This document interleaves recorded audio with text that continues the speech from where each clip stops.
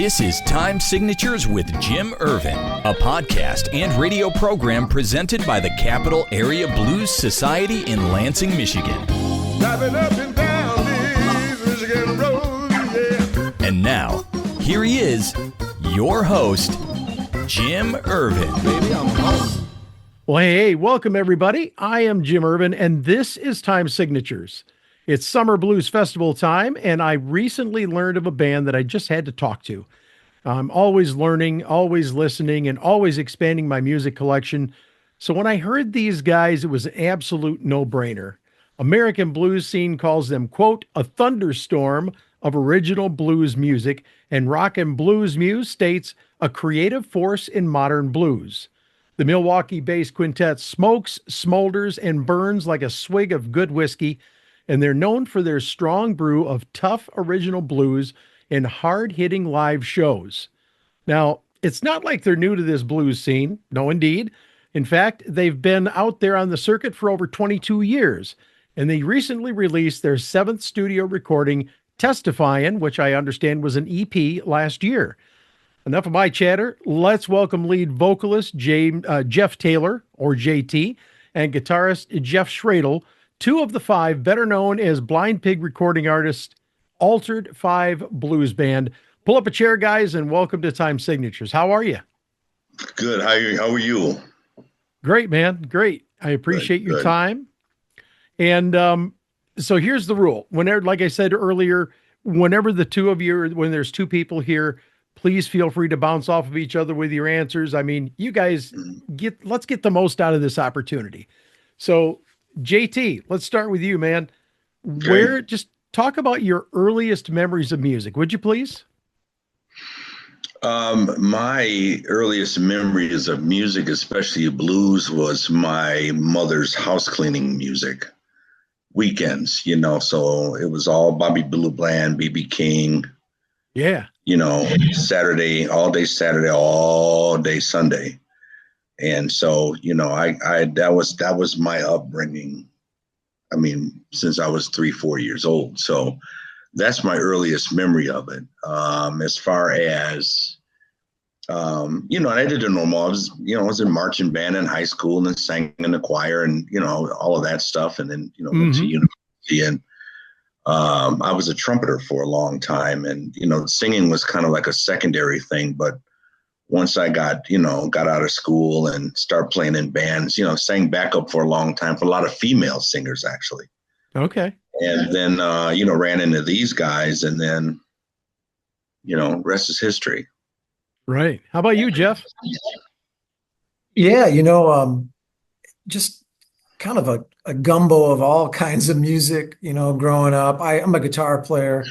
I started playing guitar, I don't know, I was maybe 9 years old, but I kind of went through every phase, rock music way back in the day. I went through a heavy jazz phase. I love a lot of jazz musicians, but it's kind of always rooted in the blues and,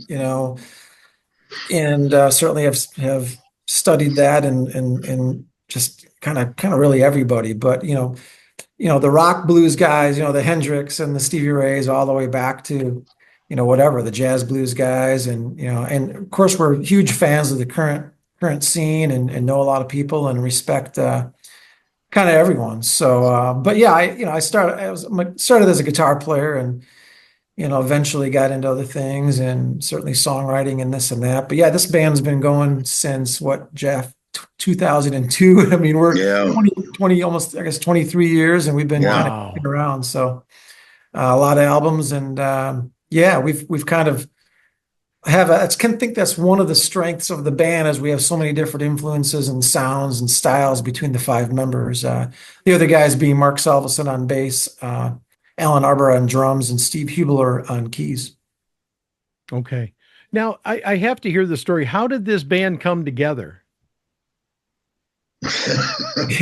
I was teaching, I was working in a music store. I was teaching,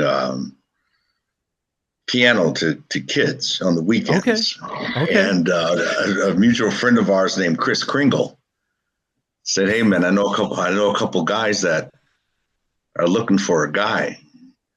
And I thought about it, and got the number and talked to Jeff, and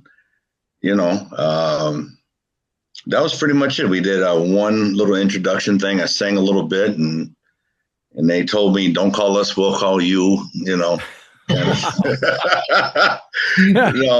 then a couple hours later they called back. Yeah, it was the first thing was he was going to sub for a previous band on key. Right.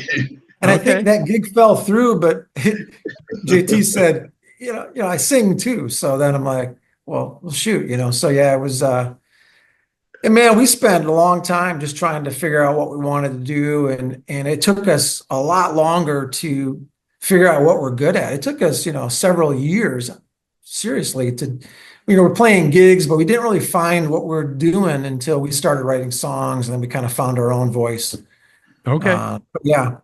We did a lot of arrangements. That was the one interesting thing early on, was that our arrangements of songs, we were doing blues versions of rock songs. Oh wow. Yeah.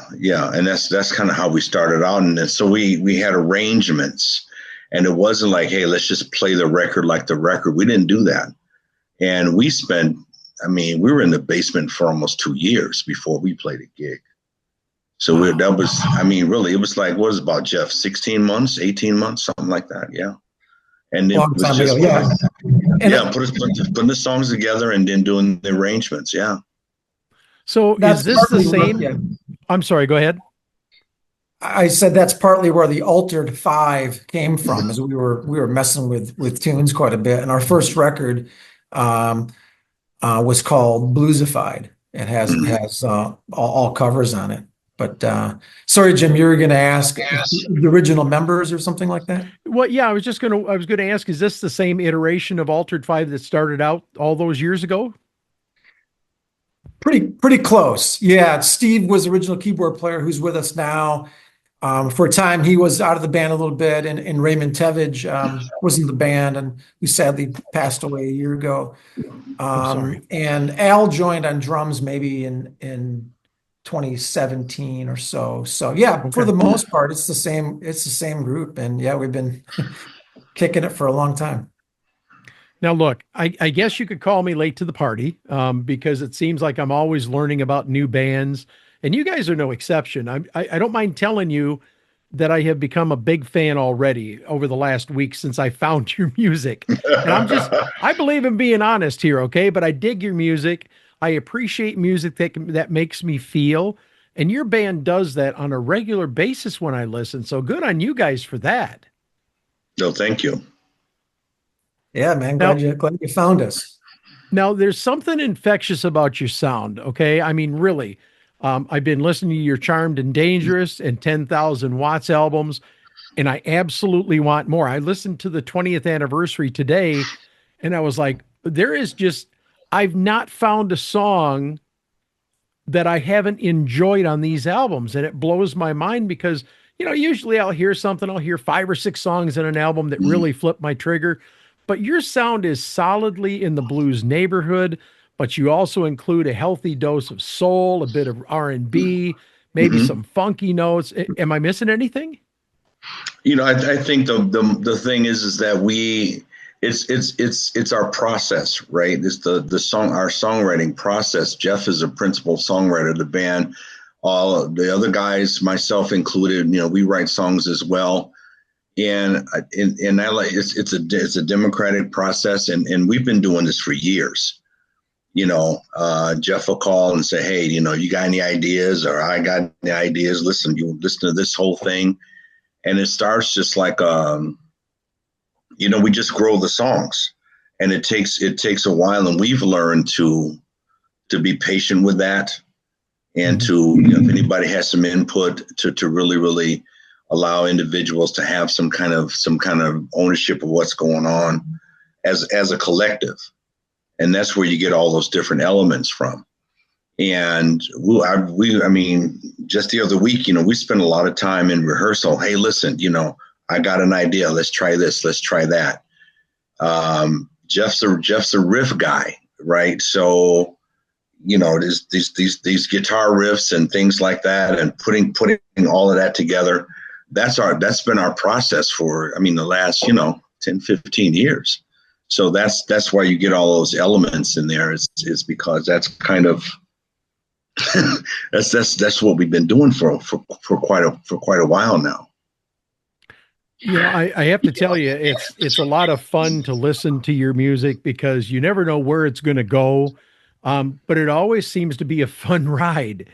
And I was looking at some of your history in 2015, your album Crying Mercy, one album I don't have yet, took the top prize for best self-released album at the International Blues Challenge in Memphis. Yeah. Charmed and Dangerous won Song of the Year at the Independent Music Awards and the Wisconsin Music Awards in 2018. And your band has also had regular rotation on Sirius XM's Bluesville. Now, I could go on here, but you guys pick it up. Clearly, you're doing something right, aren't you? Yeah, kind of like I said before, starting with our third album, Crying Mercy, we kind of found what we do, and we got really selective with the songs. Like, it starts with the songs. If you don't have a song, why spend a ton of time rehearsing it and recording it? You got to have songs. So we kind of figured out songs are not easy to come by, so you have to really work at it. You got to find the right songs, and then if you have a great song, the musician, starting with JT's voice, will bring it to life. So, that's kind of it. And we've had, a number of songs that, we love playing live that people like. A lot of those are on that 20th anniversary vinyl that you mentioned. And we've got some, different songs that people like to hear us play. Great Minds Drink Alike has been kind of a real popular one, and several others too. But yeah, it's like I said, it didn't come after. What took us till our third album to figure it out, and sometimes I think we're still trying to figure it out. But real proud of every album, especially even the last 2 or 3. Well, over the last 23 years, over that course, I'm certain that you guys have shared the stage with some national names. Love to hear about some of those that maybe you've opened for, played with. I'd tell you the biggest one is Buddy Guy. Buddy's been so good to us. Playing at the club, playing at Legends in Chicago, and then we were, he, comes on stage, and now when we're there, and he has been just so instrumental and so supportive. He's been unbelievable with allowing us to play, having us play at the club. And we played for an album release party, the double album set. And we're just super grateful. Shamika Copeland's been wonderful as well. Dear friend, and very supportive with her show. And she always makes sure she plays us. So yeah, it's been good. It's been good. And we are just grateful to be part of the family. You know what I'm saying? It's just been really, really, really wonderful experience. Jeff, how about you? Got any input on that one? Yeah, there's so many. Like I said, we're fans of the whole, contemporary blues scene, and we see a lot of the people at different festivals here in the States. Often we've done a lot of the larger festivals, whether that's the Big Blues Bender or the Tampa Bay Blues Fest, or very nice, tons more, and then of course we've been overseas, and it's good. We were just in Curacao in the Caribbean a few weeks ago, and we saw all sorts of familiar faces down there, and then not long later we saw them again at another festival here. So yeah, all the usual names that you love and you hear. We've probably been on shows with them at one point or another, festivals. But yeah, appreciate it. Intrepid Artists is our booking agent. A little shout out to them and getting us out and about. Now, I have to ask you, since you've done some traveling, what has your experience been with? I'm assuming you've been to Europe, yeah? Mm-hmm. What 4, 5, 6 times. Yeah. What's your experience been with the European audiences? Yeah, great. Yeah. Yeah. Go ahead, Jeff. Go ahead. Yeah, I mean, great. I think we made our first trip over in 2017. At the time, I think it was called the Grolsch Blues Festival, and that was kind of the first time over. We did a number of shows that year, and we've been back over, I don't want to say 5, 6 times, and Yeah. a lot of great theaters in France. We did the Switzerland Lucerne Blues Festival. We've been in Poland this year. We'll be in Romania. Oh, wow. We've been Netherlands, UK, Spain. Yeah, we had some great shows in Spain. Yeah. In a bullfighting ring in Spain. Yeah. What if you didn't perform well, they were going to let the bull out? Is that what you're telling me? No, man, it's so warm there. You got to play in the middle of the night. Oh, wow. That was a great festival. There's been some just a lot of music lovers all over the place. But even here in the U.S., there's a great blues contingent who likes to attend blues festivals and supports it, and even a lot of people who we get a lot of. Hey, I don't normally like the blues, but I really like you guys. For whatever reason, I don't know what that means exactly, but we have other people who enjoy the band and both locally and regionally who come out and see us just because they like original music and they like the songs. Have you guys had an opportunity to play in Australia yet? No, we haven't made it. We haven't made it to Australia yet, but we're always up for that. All right. Come on, JT. That flight's. I don't know about that one. Yeah. You know how much we love flying, but yeah. Right. It would be great to be over there, though, and certainly a lot of blues, programs over there who have played us through the years and supported us. But man, I would be. That's a hell of a flight, that's for sure. Yeah, that's through your travels.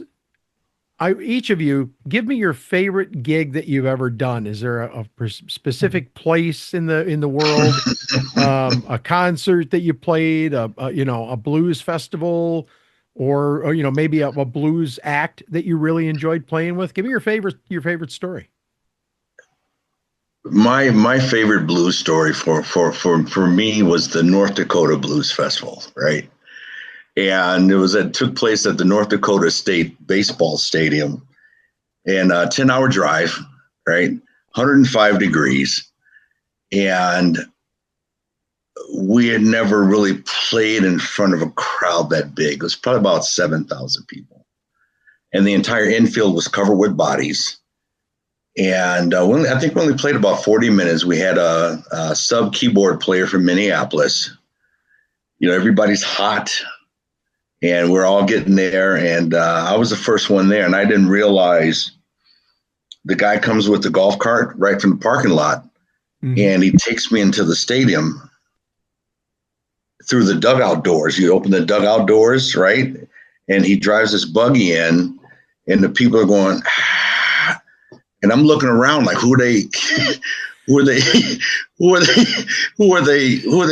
clapping for? I'm looking, and all of a sudden I see myself on a jumbotron, and I got to tell you, man, that was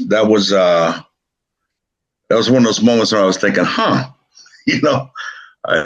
might be onto something. We opened for the Thunderbirds. Oh, wow. And it was one of those days where I was super nervous, and then I got over it. But it was super hot that day. And then the merch, there was probably, I signed autographs almost an hour, and then, so those are a lot of firsts, and I think the other one for me was the first time we were on the radio. We were in Rack of Blues on Bluesville, and Jeff and I are in the car, and we're driving to Iowa. And as soon as we get to the sign, Iowa welcomes you, the song comes on the radio. Wow. And we didn't have the typical reaction. We just kind of looked at each other like, oh my, okay. And so we started being super critical about, I sound like I'm in the shower. I'm doing the whole thing, right? We go to Iowa, we play the gig. snowstorm, a blizzard on the way back. We're driving about 30 miles an hour. As soon as we get to the sign back in Wisconsin, Wisconsin welcomes you. The song came on the radio again. Wow. About 12:30 in the morning. And I knew then, like, okay. Okay, we're into something now, you know. Those are my two favorite stories. So Jeff, hold on, Jeff, before you take off, I want to ask you, I got to ask JT, where did you guys debut on Rack of Blues when you heard it that night or that day? Oh my God, what number was it, Jeff? I don't know. Yeah, I don't know. I don't forget. It's like maybe 11 or 12, maybe something like that. Okay. All right, Jeff, over to you, man. Give me your favorites. Yeah, man, there's so many. I don't know. I guess the last year, maybe the year before, we were in Poland at the Rawa Blues Festival, which is a really massive indoor blues festival, and that was really memorable. I think on our first trip over to Europe, we did in Uteen, we did the we did the Baltic Blues Festival, and I just say that one because it was isn't this really cool city, like square, and it was just really a great vibe to it. And there's some video of that night that's kind of special. I mean, a lot of them overseas, I can't remember them all now, like let's see, the Moulin Blues was a fun one, and the Geildorf Festival is a really good festival. So many I'm missing here in the States. I mean, there's lots of them too. White Mountain Boogie, sure, is a great festival up there. So yeah, there's, I don't know, too many memorable times, but yeah, there's a lot of great. It's great seeing people, and when you travel, a lot of times you're going to cities that, maybe if you were a tourist, you wouldn't go to. Like if you're going to go to France, you're probably not going to go to Cologne, not Cologne. You're not going to go to what's the blues festival there? The big one in the small town, named after the drink. Cognac. Cognac. The Cognac Festival. If you're going to go to France, you're probably not going to go to Cognac. It's a small little town, right? But Cognac Blues Festival, is amazing, and you get to see that city and drink cognac right there in the square. So yeah, a lot of stuff like that. Just being in places that you normally wouldn't be as a tourist, is always really cool. Yeah, Jeff mentioned Uteen. We in Germany, the entire town was there. Like they were closed. The stores were closed. Like they closed the town. And everybody had this beautiful square, had a big fountain in the middle, and everybody was there. And like everybody was there, and it was good. That was great food. They fed us, and it was wonderful. It was absolutely wonderful. And the love they gave us was just amazing. Very cool. Okay, gentlemen, what is next for Altered 5? Any new projects, tours, other exciting news that you can share with us? Yeah, we're working on new material. Might have to go for an eighth album pretty soon. So yeah, we're looking at taking a trek back down to Nashville to record again this summer. And we don't know kind of when that'll come to fruition, but hopefully by early next year or so, maybe there's some new music, but yeah, we've been writing and rehearsing a little bit, and maybe we'll try some of the songs out this summer over some shows and festivals, but yeah, we're still doing it. Very cool. Where can folks go to learn more about the Altered 5 Blues Band, maybe buy some CDs, vinyl, or merch? And by the way, I ordered a shirt and a hoodie, which won't be here till tomorrow. So I'm kind of bummed because I wanted to wear it and surprise you guys, but it won't get here till tomorrow. But anyway, where can they go for all this? Or maybe if somebody wants to book you for a gig. Yeah, booking a gig is through Intrepid Artists.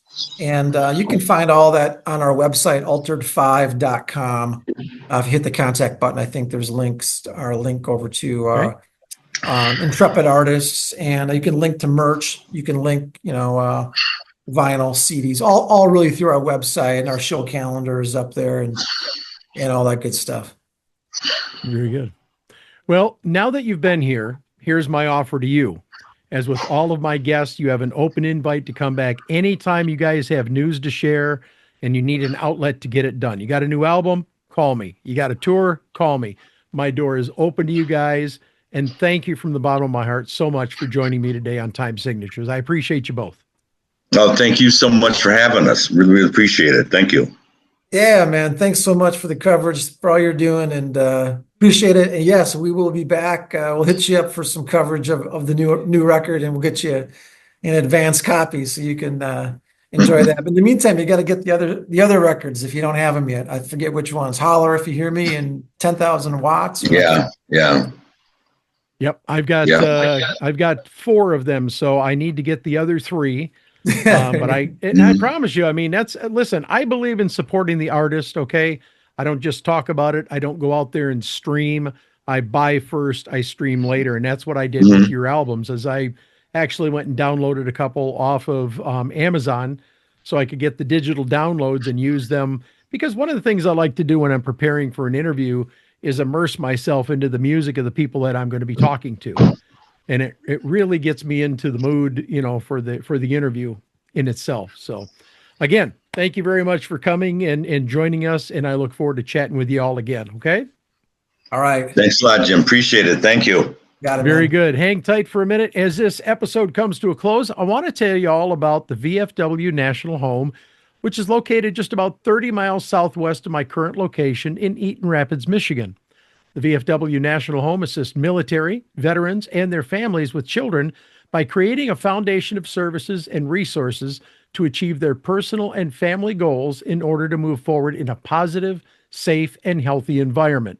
Among the many things offered through the VFW National Home are single-family homes within the community at no cost, tutoring, classes, secondary financial assistance, and educational resources to empower and grow. They also offer licensed daycare to their residents at no charge.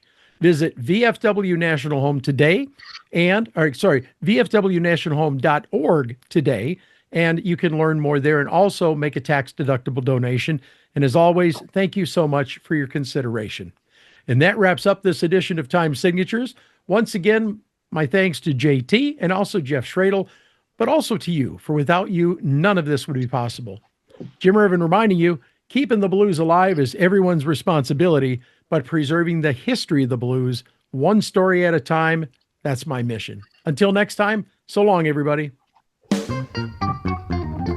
This has been Time Signatures with Jim Ervin, presented by the Capital Area Blues Society in Lansing, Michigan. For more information on cabs, visit capitalareablues.org. You can find this episode and past episodes at lccconnect.org. The Time Signatures theme song, Michigan Roads, is used by permission and was written by Root Doctor, featuring Freddie Cunningham. You know I'm trying, baby, driving up and down these Michigan roads, yeah. Until next time, keep on keeping the blues alive. Baby, I'm